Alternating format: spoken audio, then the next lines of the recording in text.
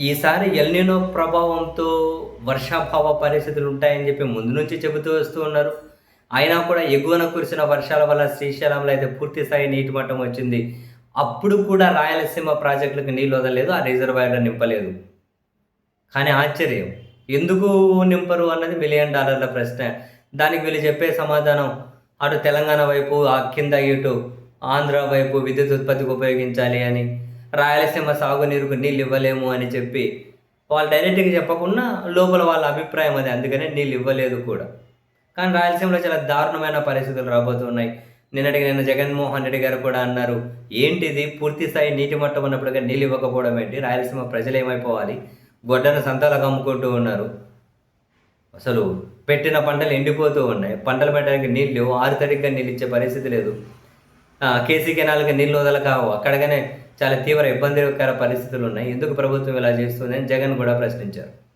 తాజాగా Proddatur Telugu Desam party MLA, అత్యంత senior నేత టీడీపీలు వరదరాజుల రెడ్డి గారు ఆ పెద్దాయన మీడియా సమావేశం పెట్టి డైరెక్ట్‌గానే చెప్పారు, నేను ప్రభుత్వంతో మాట్లాడాను, మేము ఇంజినీర్లతో మాట్లాడాం. రాయలసీమకు కేసీ కెనాల్ వైపు మరికొన్ని ప్రాజెక్టులకు సాగునీరు ఇచ్చే పరిస్థితి లేదని వాళ్ళు కరాఖండిగా చెబుతున్నారు. శ్రీశైలంలో నీళ్లు ఉన్నాయి కదా, మనకు నీళ్లు రాకుండా పోతాయని చెప్పి మీరు ఆశలు పెట్టుకోకండి. మీ ఆశలు ఫలించవు. తెలంగాణ వైపు విద్యుత్ ఉత్పత్తి కోసం నీళ్లు కావాలట, ఆంధ్ర వైపు విద్యుత్ ఉత్పత్తి కోసం నీళ్లు కావాలట, సాగునీటి కోసం అని చెప్పి తాగునీళ్ళకు అని చెప్పి వాళ్ళకి నీళ్లు కావాలట. ఇక్కడ సాగునీరుకి అని చెప్పి ఇవ్వరట. ఆరుతడి పంటలకు కూడా నీళ్ళు ఇవ్వరట. కేసీ కెనాల్ రైతులు కూడా మీరు ఆశలు పెట్టుకోకండి. చాపాడు, మైలవరం మీరు కానీ ఆశలు పెట్టుకోకండి.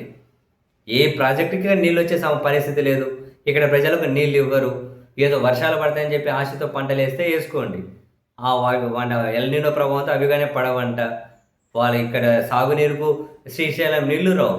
మీరు ప్రజలు అనుకుంటూ ఉన్నారు, మా ప్రజాప్రతినిధులు ఉన్నారు కదా, అధికార పార్టీలో ఉన్నారు కదా, మాట్లాడి శ్రీశైలం నుంచి నీళ్ళు ఏమైనా తెప్పిస్తారేమో అనుకుంటున్నారు. లేదు, తెప్పించలేం. ఎందుకంటే ఇచ్చే ఉద్దేశం వాళ్ళకి లేదు. వాళ్ళకు వేరే ఆలోచనలు ఉన్నాయి, వేరే అవసరాలు ఉన్నాయట. అందుకని చెప్పి మీరు దాన్ని మమ్మల్ని నమ్ముకొని ఉండకండి, దాన్ని నమ్ముకొనే ఉండకండి. ఎందుకంటే నీళ్ళు వచ్చే పరిస్థితి లేదు, భవిష్యత్తులో కూడా వచ్చే పరిస్థితి లేదు. ఇప్పుడు పైన వర్షాలు కురిస్తేనే శ్రీశైలంలో నీళ్లు ఉన్నప్పుడే ఇయ్యలే. ఇప్పుడు ఇంకా పైన కానీ వర్షాలు కురవనప్పుడు శ్రీశైలంలోకి నీళ్ళే రానప్పుడు మీకు ఎక్కడి నుంచి నీళ్ళు వస్తాయి? కాబట్టి మీరు ఏం ఆశలు పెట్టుకోకండి. ఇంక అంతే, మీరు పంటలు వేయకు.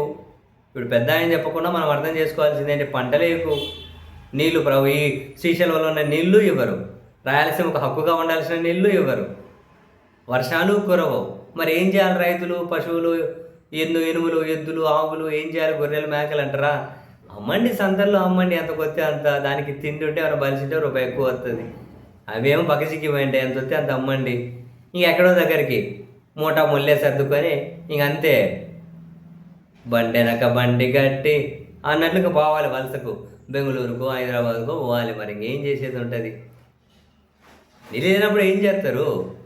ప్రాంగంగా తాగునీటి అవసరాలు కానీ తీరుతాయి లేదు రాయలసీమకు, ఏం చేద్దాం? But Telugu Desam party senior MLA ఓపెన్గానే చెప్పేశారు, మున్సిపల్ గుర్తులాటేందుకు మేము మాట్లాడాం, ప్రభుత్వంతో అధికారులతో మాట్లాడాం, అధికారులతో మాట్లాడాం. ఇవ్వరంట, లేవంట, ఇవ్వలేమంటున్నారు. మీరు మా మీద ఆశలు, నెల మీద ఆశలు ఎందుకు అని. అంతేలేండి, ఎందుకు మున్సిపల్ గుర్తులాటేందుకు? కరెక్టే చెప్పినారు పెద్ద ఆయన మీరు.